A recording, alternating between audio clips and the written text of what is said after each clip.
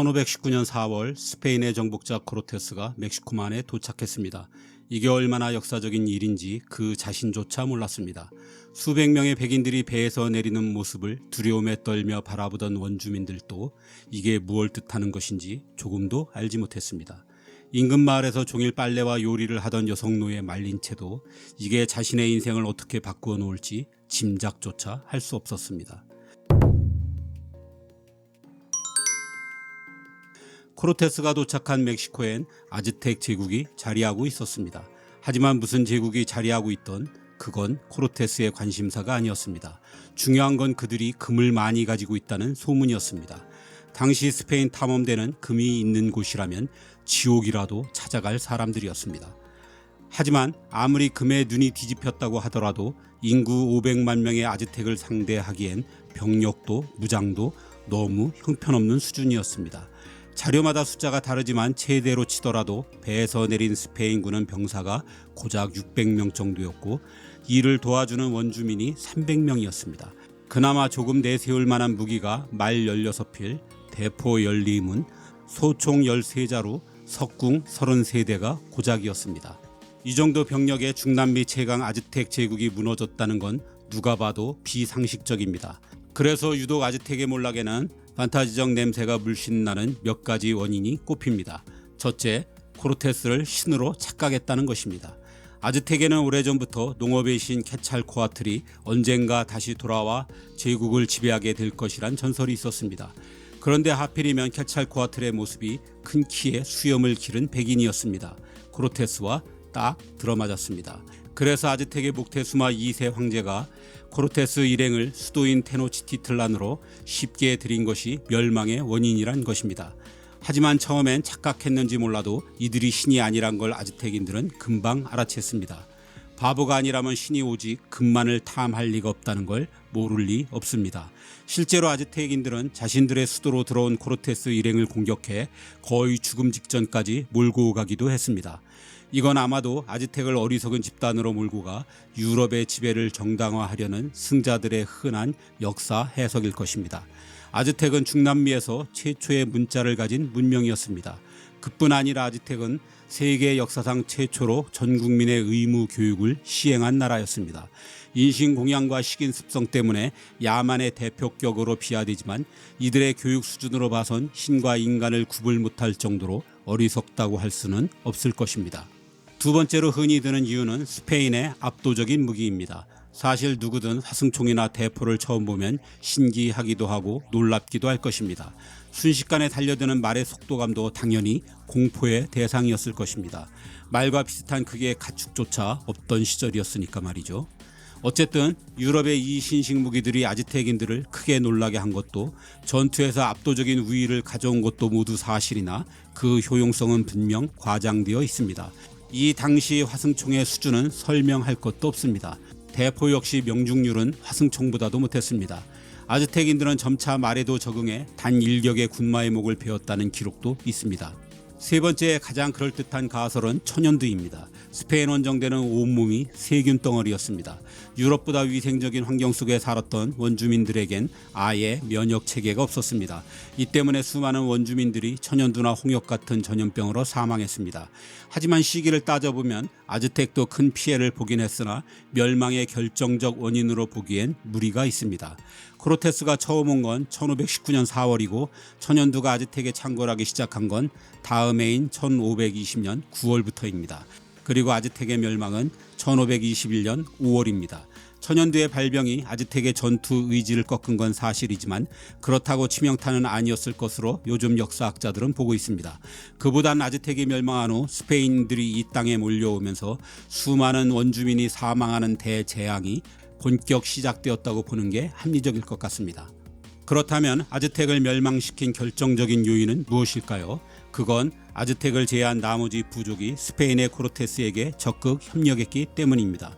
그리고 이 아이디어에 대한 영감을 주고 사방을 뛰어다니며 스페인 연합군을 만든 1등 공신이 바로 여성 노예 말린체입니다. 말린체는 대략 1500년에 멕시코만에 있는 한 작은 마을의 귀족 딸로 태어났습니다. 그녀는 귀족 자녀가 다니는 학교인 칼메칵에서 5살 때부터 수학, 역사, 지리, 종교, 법, 예술 등 엘리트 교육을 받았습니다. 하지만 아버지가 갑자기 돌아가시면서 그녀는 파란만장한 삶 속으로 빠져들게 됩니다. 재혼한 어머니가 아들을 낳은 게 화근이었습니다. 아즈텍은 여성에게도 유산 상속이 되는 나라였습니다. 하지만 말린체의 어머니는 아들에게만 유산을 주고 싶었습니다. 그래서 몰래 딸을 노예로 팔았습니다. 그녀가 9살 때였습니다. 엘리트 교육을 받던 귀족의 딸에서 말린체는 졸지에 종일 요리하고 청소하고 빨래하는 고된 노예의 삶을 살아야 했습니다. 이곳저곳으로 팔려다닌 말린체는 그 덕에 각 지역의 문화와 풍습, 사고방식, 종교적 전통 등을 익힐 수 있었습니다. 무엇보다 말린체는 언어적 재능이 뛰어났던 모양입니다. 말린체는 마야어와 아즈테거를 모두 유창하게 쓸 수 있었는데 이게 그녀의 인생을 바꾸었습니다. 코르테스가 멕시코에 도착했을 당시 말린체는 타바스코라는 지역 귀족의 노예였습니다. 타바스코 부족은 코르테스와의 전투에서 패하자 정복자들의 시중을 들어줄 여자 노예 20명을 선물로 진상했습니다. 말린체가 그중 한 명입니다. 코르테스의 아즈텍 원정을 기록했던 베르날 디아스는 말린체에 대한 첫인상을 예쁘고 지적이며 말을 자신있게 잘하는 여성이라고 묘사하고 있습니다. 말린체의 언어 구사 능력을 알게 된 코르테스는 그녀를 곧 노예가 아닌 통역관으로 배치했습니다. 당시 코르테스 원정대는 스페인 출신의 아길라르라는 인물이 통역을 담당하고 있었습니다. 그는 인근 해안가에서 배가 난파되는 바람에 오랜 세월 마야의 포로로 생활했던 인물이었습니다. 그래서 코르테스가 스페인어로 말하면 아길라르가 마야어로 그리고 말린체가 이를 다시 아즈텍어로 통역했습니다. 그런데 말린체의 언어 습득 능력이 얼마나 뛰어났던지 몇 달 만에 스페인어에도 능통해져 모든 통역을 혼자 맡게 되었습니다. 이후부터 코르테스가 가는 길에는 그 어디든 늘 말린체가 한 몸처럼 동행하게 되었습니다. 무엇보다 말린체는 통역뿐 아니라 아즈텍 정복에 필요한 모든 정보를 코르테스에게 제공했습니다. 그중 가장 결정적인 건 아즈텍의 심각한 내부 분열에 관한 정보였습니다. 말린체는 대다수 부족들이 아즈텍 황제의 지배에 불만이 많기 때문에 이를 뒤엎을 강력한 세력이 나타나길 기다리고 있다고 코르테스에게 얘기해 주었습니다. 아즈텍은 유별난 인신공양과 식인으로 악명 높았습니다. 아즈텍은 멕시코 전역에 마야, 타바스코, 틀락스칼라 등 30여 개의 속국을 두고 있었습니다. 사실 마음만 먹었다면 아즈텍은 강력한 군사력으로 이들을 모두 지배할 수 있었습니다. 하지만 일부러 공물을 받는 속국으로 놔두었습니다. 인신공양에 쓸 인간 사냥을 하기 위해서입니다. 아즈텍은 재물이 필요할 때면 이들 속국에 전쟁을 선포하고 전쟁 날짜를 통보했습니다. 그리고 최고의 전사들을 보내 원하는 숫자만큼의 전쟁 포로를 잡아왔습니다. 일종의 약속 대련 같은 것이라고 할 수 있습니다. 그리고 무기는 칼과 창이 아닌 흑요석이 박힌 나무 몽둥이를 주로 사용했습니다. 왜 그랬을까요? 실수로 죽여서는 안 되었기 때문입니다. 그래서 이 당시에 이런 재물 사냥용 전쟁을 꽃전쟁이라고 불렀습니다. 아무튼 아즈텍은 꽃전쟁에 응하지 않는 속국에겐 전 병력을 보내 아예 말살을 시켜버렸습니다. 아즈텍의 속국들은 사실상 아즈텍의 재물들을 길러내는 인간 사육장이나 다름없었습니다. 불만이 폭발지경인 것은 당연했습니다. 그러던 차에 만난 스페인군은 아즈텍보다 훨씬 더 합리적이고 포용적인 사람들로 보일 수밖에 없었습니다. 말린체는 코르테스와 함께 이들을 적극 설득했습니다. 그리고 인신공양 폐지도 약속했습니다. 게다가 여러 차례 아즈텍과의 전투에서 스페인의 압도적인 힘도 확인시켜 주었습니다. 이렇게 되자 수많은 부족들이 스페인 정복자들의 편에 합세하기 시작했습니다. 그간 쌓인 불만을 코르테스를 통해 한꺼번에 폭발시킨 것입니다.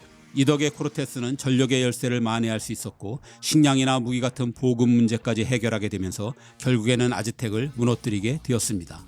이렇듯 말린체는 코르테스가 아즈텍을 정복하는데 결정적인 역할을 하였습니다. 코르테스도 한 편지에서 내가 성공할 수 있었던 건 하느님 다음으로 말린체의 공이 크다고 할 정도였습니다. 하지만 아즈텍이 무너지자 말린체가 할 일도 더 이상 없게 되었습니다. 이듬해인 1922년 둘 사이에는 마르틴이라는 아들이 태어났습니다. 역사상 최초의 공식적인 메소티소입니다. 본토에 부인이 있던 코르테스는 이후 말린체에게 많은 땅을 준 다음 부하 장교와 결혼시켰습니다. 스페인 귀족 부인으로 만들어준 것입니다. 이 둘 사이엔 마리아라는 딸이 태어났습니다. 그래서 말린체는 모든 메소티소의 어머니라고 불리게 되었습니다. 멕시코 총독에 오른 코르테스는 나름 원주민들과의 약속을 지키기 위해 애를 썼습니다. 인신공양과 식인을 언급한 것은 물론 이런 악습이 재발하지 않도록 유럽에서 돼지와 소 등의 가축을 들여왔습니다. 그리고 1528년 본국으로 귀환할 때 아들 마르틴을 데리고 가 정식 기사로 키워냈고 나중엔 유산도 상속해 주었습니다.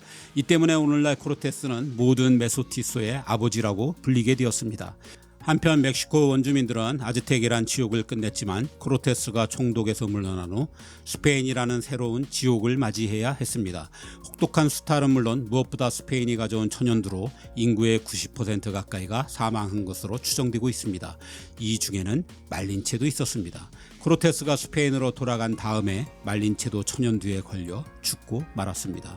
귀족의 딸로 태어났지만 노예로 살아야 했던 기구한 운명의 여인, 역사상 아메리카 원주민 최초로 세례를 받았던 여인, 역사상 아메리카 원주민 최초로 스페인어를 할 수 있었던 여인, 역사상 최초의 메소티소를 낳았던 여인, 역사상 아메리카 원주민 최초로 스페인 귀족 부인이 되었던 여인, 그래서 마침내 노예의 질곡을 벗어나 이제 행복만 남은 것처럼 보였던 여인 말린체. 겨우 29살의 꽃다운 나이였습니다.